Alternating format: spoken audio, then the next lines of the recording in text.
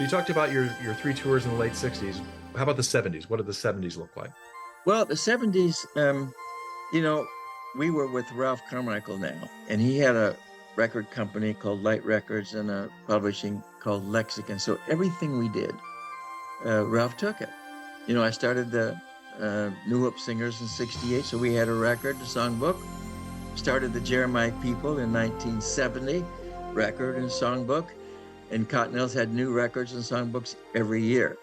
In about 1973, there were all of these youth choirs all over Texas and everywhere that were doing Ralph's musical. He had written one called Tell It Like It Is with Kurt Kaiser, and Otis Skillings had written two or three, and Jimmy and Carol Owens were writing their Come Together. And Ralph came to me and said, "Why don't you write a musical?" I said, "I'll write a musical." I said, "Yeah, write a musical."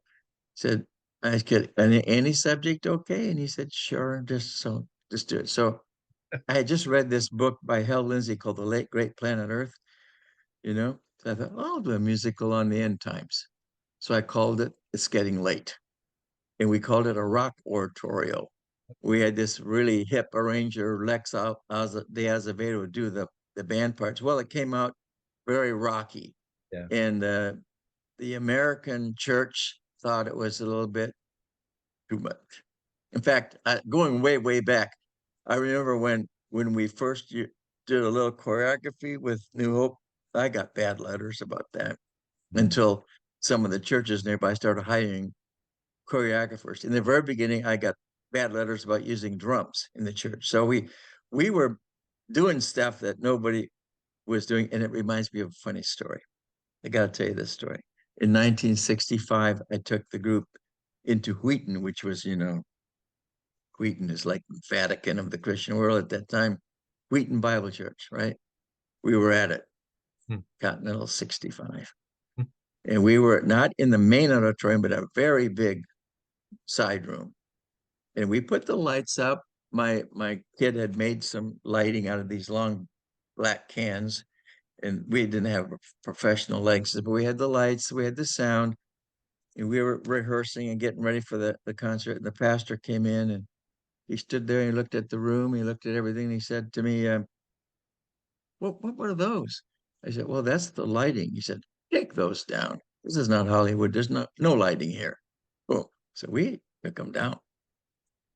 There were times in the history of Continentals when we felt like we were the only ones doing stuff and paying the price for Right. everybody, Right. pioneering and going on. And we back to the musical. So 63, we got It's Getting Late. They loved it in Europe. They loved it in New Zealand. They hated it in America. Huh. So so the next year I think I wrote The Apostle on the Apostle Paul. And then I wrote one on Kennedy's book, Evangelism Explosion. We call it Share. Right. Those all had songs. Ralph published every one of them in hopes that they would sell a lot. And we were with Ralph right up until late 70s. And we never were known for our musicals, right? So, but we had all this other stuff going on. In the late 70s, we did Come Bless the Lord. Well, that was before Integrity Hosanna and Maranatha was going, but it was all of that kind of Right. praise music. And Fred Human, of whom you've interviewed, helped me pick out all the songs. So we recorded that Come Bless the Lord record, and we moved away from Ralph to another company because Ralph didn't, he listened to it and thought it was too much money, didn't want to pay for it. And somebody else said they would pay for it. So we went to somebody else. So now we were with New Life Records for a little while.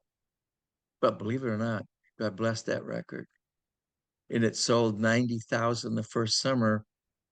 And we were suddenly on the map everywhere. All the Christian bookstores had our stuff.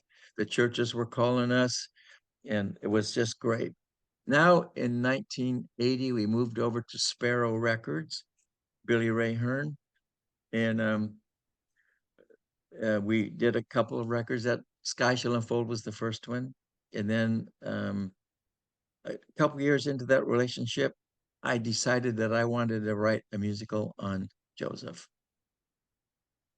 There was no Amazing Technicolor Dreamcoat that I had ever heard of when I started researching it in the 80s, early 80s. I remember I was in Austria working on the notes, and I flew to England the next day. And I went to the hotel, and there's this nasty, beautiful poster that says Joseph in the amazing Technicolor Dreamcoat. I thought, no, somebody beat me. Yeah. Oh, I can't do it now. So but I got to go see it. So I went to see it. I loved that musical. I loved it. So I folded up my notes. Actually, this was probably 78 that happened, because I left the notes folded up for 5 years before I went back. Wow. And then I was with Sparrow, and nobody heard about Technicolor Dreamcoat in LA. It was kind of faded away. So I thought, oh, good. It's time for me to do my Joseph musical. So I finished it up, used a lot of songs from Sparrow and some that I had. And we got it all done. And then now there's a revival of Amazing Technicolor Dreamcoat in LA. And I'm really not happy. But we went forward with it anyway. And it was a big hit. Remember, were you in that show that we did at Music California? Yeah, We yeah. were, I played Benjamin on the record too, and yeah, you did. That's right. Okay, so we're in the middle of this performance and the sound stops. You remember this? yes, I do. And so, but you guys kept going, and this room was full of youth music directors from all over the place. I mean, it was Music California. It was a very big deal. We kept going as though the tracks were still there. When we got done, that whole audience, they were on their feet. They're They went jumping on the insane. tables, Yeah, screaming and yelling. They loved that musical. yeah. And it went on to win the Dove Award that year as the best musical of the year. And guess who the presenter was? For GMA, the presenter was Ralph Carmichael, who started me off in the musical business, gave me the Dove Award in 1983 for the best musical of the year. Fantastic. Have you ever wished you could gift your life-changing Continental experience to someone else? Well, you can.